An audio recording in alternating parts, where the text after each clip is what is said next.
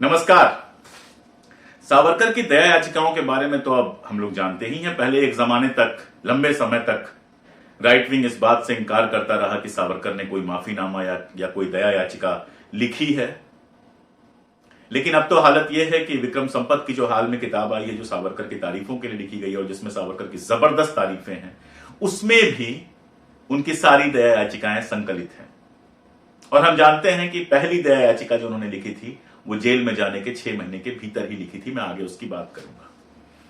लेकिन इन दया याचिकाओं पर अब नया डिफेंस यह आता है कि भाई सावरकर साहब ने जो दया याचिकाएं लिखी थी वो अपने लिए नहीं लिखी थी, वो तो अपने साथ के बाकी कैदियों के लिए लिखी थी कि इनको रिहा कर दिया जाए, मुझे रिहा ना किया जाए। तो आज थोड़ी सी उसी की एनालिसिस करते हैं। दरअसल हुआ ये कि 1970s में आरसी मजूमदार साहब को, जो दक्षिण पंथ के बहुत जाने माने इतिहासकार हैं, सावरकर के प्रशंसक भी हैं, उनको यह काम दिया गया, भारत सरकार ने यह काम दिया, प्रोजेक्ट दिया कि अंडमान में जो पीनल सेटलमेंट्स हुए हैं उन पर रिसर्च करें। और उस पर रिसर्च करके उन्होंने एक किताब प्रकाशित कराई जो भारत सरकार के प्रकाशन विभाग से प्रकाशित है। उस किताब का नाम है पीनल सेटलमेंट्स इन अंडमान। हालांकि अब न तो वो भारत सरकार के प्रकाशन विभाग के पास उपलब्ध है, ना बाजार में उपलब्ध है, लाइब्रेरीज में आपको वो किताब मिल जाएगी। उस किताब में सावरकर की पहली दया याचिका के बारे में जिक्र है। 1913 में जो दया याचिका दी गई थी वो दूसरी याचिका थी। इसी में जिक्र किया गया है पिछली याचिका का। सुनिए वो क्या लिखते हैं। वो कहते हैं, अंत में मैं महामहिम को स्मरण कराना चाहता हूं कि कृपा पूर्वक 1911 में भेजी गई मेरी क्षमा याचिका पिटीशन फॉर क्लेमेंसी को देखें तथा इसे भारत सरकार को भेजे जाने के लिए संस्तुत करें। अब देखिए, जुलाई 1911 में उनकी गिरफ्तारी हुई थी, वो अंडमान पहुंचे थे और यहां वो लिख रहे हैं कि 1911 में ही उन्होंने पहली याचिका लिखी थी, यानी कि दिसंबर के बाद तो नहीं लिख सकते वो। तो अगस्त से दिसंबर के बीच में उन्होंने पहली याचिका लिखी थी, यानी गिरफ्तार होने के 6 महीने के अंदर उन्होंने पहली याचिका लिखी थी। दूसरी बार क्या हुआ कि ब्रिटेन सरकार के एक अधिकारी क्रेडक साहब जो हैं, इनको अंडमान भेजा गया वहां के हालात के बारे में जानकारी लेने के लिए। वहां इन्होंने कुछ कैदियों से मुलाकात की, कुछ लोगों से बात की, जिनमें 2 लोगों ने इनको दया याचिकाएं सौंपी। पहले तो विनायक दामोदर सावरकर थे और दूसरे थे वारिंद्र कुमार घोष, जो अरविंद घोष के छोटे भाई थे। मानिक टोला में जो बम कांड, मानिक टोला अलीपुर बम कांड या मानिक टोला षड्यंत्र कांड जिसको कहते हैं, उसमें गिरफ्तार होकर आए थे। और आश्चर्यजनक बात है कि जैसे विनायक दामोदर सावरकर जो है वो अभिनव भारत के नेता थे, वैसे ही वारिंद्र कुमार घोष भी जो थे वो वहां पर मानिक टोला का जो ग्रुप था जिसने अलीपुर बम कांड किया था, उसके नेता हुआ करते थे। तो दोनों नेताओं ने उस समय माफी मांगी और दोनों की भाषा जब आप पढ़ते हैं तो बड़ा आश्चर्य होता है। इस पूरे माफीनामे में या दया याचिका, जो भी आप इसको कहना चाहें, इस पूरी दया याचिका में जो 1913 वाली दया याचिका है, इसमें कहीं भी यह जिक्र नहीं है कि अपने अलावा वो किसी और कैदी की रिहाई के बारे में बात कर रहे हैं। इस दया याचिका में वो लिखते हैं, भारतीय राजनीति में हाल के परिवर्तनों तथा सरकार की समझौते की नीतियों ने एक बार फिर संवैधानिक रास्ते खोल दिए हैं। अब कोई भी व्यक्ति जिसके हृदय में भारत और मानवता की भलाई है, कभी उन कटीले राहों पर नहीं चलेगा जिसने 1906, 1907 में भारत की उत्तेजक और निराशा भरे माहौल में हमें शांति और प्रगति के रास्ते से भटका दिया। और जो लोग कहते हैं ये माफीनामा नहीं है, उनके लिए मैं ये पढ़ रहा हूं। इसलिए अगर सरकार अपनी बहुमुखी कृपा और दया से मुझे रिहा कर देती है, मैं संवैधानिक प्रगति के सबसे कट्टर समर्थक और अंग्रेजी सरकार के प्रति वफादार के अलावा कुछ नहीं हो सकता, जो प्रगति के लिए पहली शर्त है। तो इस पूरे पत्र में सीधी सी बात उन्होंने की है कि भाई मुझसे गलती हो गई, मैं हिंसा के रास्ते पे चला गया था। अब मैं भारत सरकार, यानी कि जो उस समय ब्रिटिश गवर्नमेंट थी, उसने जो उसके ही हिसाब से चलूंगा, वो जैसा कहेगी करूंगा, नियमानुसार काम करूंगा, मुझे माफ कर दिया जाए और मुझे रिहा कर दिया जाए। तो ये वाला सवाल आता कहां से है कि उन्होंने सारे कैदियों की रिहाई की बात की। दरअसल ये बताने से पहले मैं आरसी मजूमदार की उसी किताब में एक बहुत मजेदार टिप्पणी कोट करना चाहता हूं। मजूमदार साहब कहते हैं कि अंडमान की गिरफ्तारी ने महान क्रांतिकारियों के ब्रिटिश सरकार के प्रति दृष्टिकोण में बड़े परिवर्तन ला दिए थे और उनके इस विचार में भी जबरदस्त परिवर्तन आया था कि ब्रिटिश सरकार को क्रांति या गुप्त षड्यंत्रों से नष्ट किया जा सकता है। यानी मजूमदार साहब बता रहे हैं कि जो रास्ता उन्होंने क्रांति का चुना था, उस क्रांति के रास्ते पर अब ना चलने की वो बात कर रहे थे और ब्रिटिश सरकार के वफादार होने की बात कर रहे थे। नंबर 1 हुआ ये कि जब प्रथम विश्व युद्ध शुरू हुआ तो सावरकर को लगा कि इस वफादारी को साबित करने के लिए इससे बेहतर मौका और कोई नहीं हो सकता था। 1914 का टाइम था, पहला विश्व युद्ध हो चुका था, एक तरफ अमेरिका था, दूसरी तरफ जर्मनी और तुर्की थे। सावरकर साहब ने मौके का फायदा उठाया और एक लंबा खत गवर्नमेंट ऑफ इंडिया को लिखा। इस लंबे खत की शुरुआत में वो लिखते हैं कि जब से दुनिया को हिला देने वाला युद्ध यूरोप में शुरू हुआ है, हर देशभक्त भारतीय के हृदय में इससे अधिक कोई विचार, उम्मीद का रोमांच और उत्साह कुछ और नहीं पैदा कर रहा जितना कि यह तथ्य कि भारत के युवाओं को इस देश तथा साम्राज्य की रक्षा के लिए एक साझा शत्रु से लड़ने हेतु हथियार उठाने का मौका मिलेगा। और इसी पत्र में वो ऑफर करते हैं कि भारत सरकार जिस रोल में चाहे उस रोल में मैं उसके लिए काम करने को तैयार हूं। देखिए, अगर हम बात करें सावरकर के साथियों की, जिनको उन्होंने क्रांति की ट्रेनिंग दी थी, जिनको अभिनव भारत से उन्होंने जोड़ा था, चाहे वो लाला हरदयाल हों, चाहे वीरेंद्र कुमार चट्टोपाध्याय हों, राजा, और उनसे तो नहीं जुड़े थे लेकिन अलग से जिनके बारे में काफी चर्चा हुई, राजा महेंद्र प्रताप सिंह हों, ऐसे जो क्रांतिकारी थे वो जर्मनी और तुर्की का सहयोग कर रहे थे ताकि फर्स्ट वर्ल्ड वॉर में इंग्लैंड को हराया जा सके। यहां यह बताने में मुझे कोई झिझक नहीं है कि अभी तक कांग्रेस या जो संविधानवादी पार्टियां थी उन्होंने इस तरह का स्टैंड नहीं लिया था। अगर आप गांधी का अपना लिखा पढ़ें या मुरियल लिस्टर ने जो संस्मरण लिखा है उस पर पढ़ें तो गांधी खुद बताते हैं कि फर्स्ट वर्ल्ड वॉर तक मुझे लगता था कि अगर हम ब्रिटिश सरकार की सहायता करेंगे तो शायद हमें भारत को अच्छी स्थितियां मिली। इसीलिए वो जाते हैं और सेना में भर्ती करवाने की कोशिश भी करते हैं, लेकिन आप जानते हैं कि जिस तरह का लोगों से रिस्पांस आता है वो गांधी को दोबारा सोचने का मौका दे देता है। और 1920 में जब जलियांवाला बाग कांड होता है तब तक गांधी इस बात के लिए बिल्कुल मुतमईन हो जाते हैं कि ब्रिटिश हिंदुस्तान के लिए कतई भला नहीं कर सकते, और उसके बाद वो ब्रिटिश सरकार का विरोध करते हैं, जो आप जानते हैं 1942 के भारत छोड़ो आंदोलन तक जाता है। लेकिन यहां सावरकर का किस्सा उल्टा है।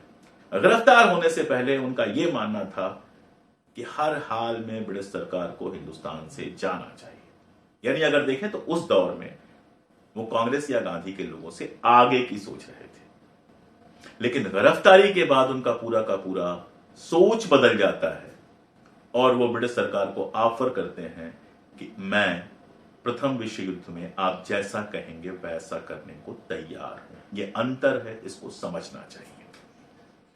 इसी क्रम में वो आगे कहते हैं, और इसे बहुत गौर से पढ़ना चाहिए। पहले तो वो कहते हैं कि इसीलिए मैं अत्यंत विनम्रता से स्वयं को वर्तमान युद्ध में ऐसी किसी भी सेवा में एक स्वयंसेवक के रूप में प्रस्तुत करता हूं जिसके लायक भारत सरकार मुझे समझे। मैं जानता हूं कि एक साम्राज्य मुझे क्षुद्र व्यक्ति की सहायता पर निर्भर नहीं करता, लेकिन फिर मैं यह भी जानता हूं कि कोई भी व्यक्ति चाहे वो कितना भी क्षुद्र हो, अपने साम्राज्य की रक्षा के लिए सर्वोत्तम बलिदान देने का के लिए कर्तव्यबद्ध है। यानी सावरकर अपनी निष्ठा साबित करने के लिए, भारत सरकार से अपनी निष्ठा साबित करने के लिए, ब्रिटिश गवर्नमेंट से, असल में ब्रिटिश साम्राज्य से अपनी निष्ठा साबित करने के लिए ये प्रस्ताव देते हैं कि आप मुझे किसी भी रूप में काम करने का मौका दीजिए, इन सब के लिए पहले रिहा कर दीजिए। इसी क्रम में आगे अपनी वफादारी को और साबित करते हुए जो वो कहते हैं वो मजेदार है, जिसको राइट विंग उस तरह से पेश करता है। वो कहते हैं, यदि सरकार को यह शक है कि यह सब लिखने के पीछे मेरा वास्तविक उद्देश्य अपनी रिहाई हासिल करना है, तो मैं यह निवेदन करता हूं कि मुझे एकदम रिहा न करें, मुझे छोड़कर बाकी सबको रिहा कर दें, स्वयं सेवक अभियान चलने दें, और मैं ऐसे प्रसन्न होऊंगा जैसे मुझे खुद को सक्रिय भूमिका निभाने की अनुमति दी गई है। क्या कहना चाह रहे हैं वो? ये वो भाषा है जिसमें वो कहते हैं कि किसी भी तरह से मैं ब्रिटिश सरकार का हित चाहता हूं, किसी भी तरह से चाहता हूं कि स्वयं सेवक जो है वो ब्रिटिश सेना में भर्ती किए जाए, और इतना ज्यादा चाहता हूं कि मुझे ना रिहा करें तो कम से कम बाकियों को रिहा कर दें। किन बाकियों को रिहा कर दे? उनको जो ब्रिटिश सेना में भर्ती होकर लड़ने के लिए तैयार है। यानी वो इशारा कर रहे हैं कि मेरे अलावा भी जेल में कई लोग ऐसे कैद हैं जो पहले तो ब्रिटिश सरकार के विरोधी थे, लेकिन अब वो ब्रिटिश सरकार के साथ काम करने को तैयार है। यानी 3 बातें ध्यान रखिए। नंबर 1, सबसे पहले वो अपनी रिहाई की बात कर रहे हैं, क्योंकि वो कहते हैं कि मैं किसी भी तरह से काम करने को तैयार हूं। दूसरी बात, वो ये इशारा कर रहे हैं कि मेरे अलावा और भी लोग हैं जो ब्रिटिश सरकार की सहायता करने को तैयार हैं। तीसरी बात, वो उनकी रिहाई की बात नहीं कर रहे हैं जो जेल की यातना झेलने के बाद भी ब्रिटिश सरकार की लड़ाई लड़ने को या ब्रिटिश सरकार के साथ जाने को तैयार नहीं थे। और आखिरी बात ये कि दरअसल वो बाकी कैदियों के रिहाई की बात उतनी नहीं कर रहे हैं जितना अपनी वफादारी साबित करने की बात कर रहे हैं। ये कह रहे हैं कि मैं इतना वफादार आपका हूं कि अगर आप मुझे नहीं रिहा करेंगे, बाकी उन लोगों को रिहा कर देंगे जो आपकी मदद करना चाहते हैं, तो भी मैं खुश होऊंगा। चौथा जो उनका दया याचिका है, उसमें भी वो कुछ इस तरह की बातें करते हैं। लेकिन चौथा जो दया याचिका है वो कब आया था? असल में प्रथम विश्व युद्ध खत्म हो जाने के बाद रॉयल प्रोक्लेमेशन होना था, शाही घोषणा होनी थी, जिसमें यह सुबुगाहट थी कि बहुत सारे लोगों को रिहा कर दिया जाएगा। सावरकर उस समय जो लिख रहे थे उसके पीछे भी यही था कि शायद इस प्रोक्लेमेशन में मुझे भी रिहा कर दिया जाए। लेकिन उस प्रोक्लेमेशन में बहुत सारे लोगों को तो रिहा किया गया। सरकार सावरकर पर अभी भी भरोसा नहीं कर रही थी, उन्हें नहीं रिहा किया गया।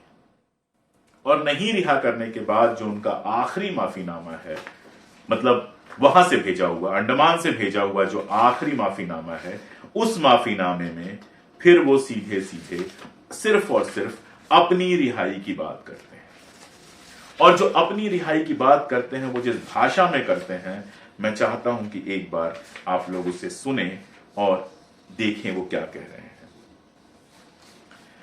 अतः मैं और मेरा भाई, उनके भाई गणेश दामोदर सावरकर भी उनके साथ गिरफ्तार थे। 1920 में ये लिखी गई है, अप्रैल 1920 में। इसमें वो कहते हैं कि अतः मैं और मेरा भाई भी पूरी तरह शाही माफी के हकदार हैं।